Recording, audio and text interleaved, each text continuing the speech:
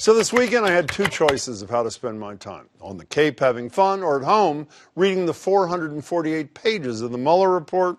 I chose the latter.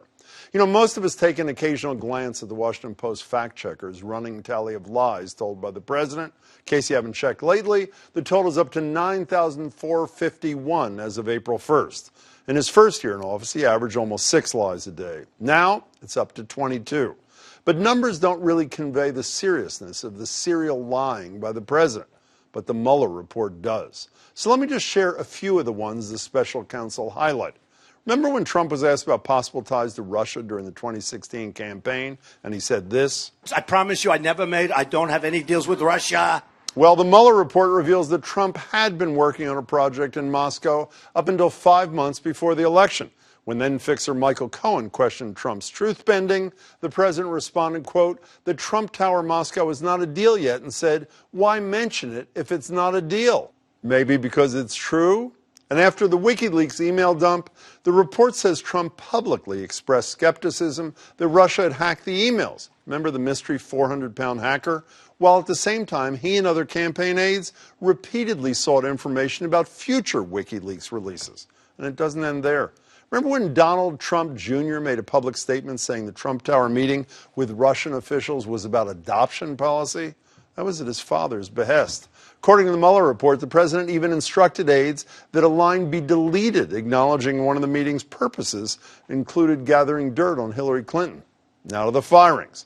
When the president axed Comey in 2017, he said it was because of a memo Deputy Attorney General Rod Rosenstein wrote, explaining the ways in which the FBI director broke the chain of command during the 2016 election. But you guessed it, the Mueller report says otherwise, stating Trump had made the decision to fire Comey before Rosenstein even wrote the memo. Later on in 2018, reports detailed that Trump had ordered White House counsel Don McGahn to fire Mueller. Why did you fire Robert Mueller? Why want to fire Robert Mueller? Fake news, folks. Fake news. What's your message? Typical New York Times fake stories. Turns out it was true. And this time, McGahn refused to lie on Trump's behalf, telling reporters that his memory of the incident was accurate and getting the nickname lying bastard from the president in the process. And there's so many more. So what does the media do about all this? Ask a follow-up question every time the president speaks, for example, is that a lie, Mr. President? Or maybe more politely, is what you just told us the truth? Now, they could ask his press secretary, Sarah Sanders, but the lying has trickled down to her as well. She admitted to Mueller that when she said this back in 2017... So what's your response to these rank-and-file FBI agents who disagree with your contention that they lost faith in Director Comey? Look, we've heard from countless members of the FBI that say very different things. She told the special counsel it was, quote, a slip of the tongue on a comment she made in the heat of the moment, and the report further says it was not founded on anything. So what do reporters do about her? You know, I wasn't the only one gobsmacked by the reading.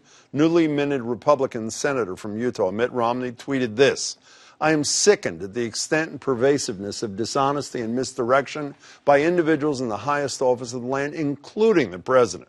I'm also appalled that, among other things, fellow citizens working in a campaign for president welcomed help from Russia, including information that had been illegally obtained, and that none of them acted to inform American law enforcement. You know, now, I really don't know what America should do about all this, but I do know one thing.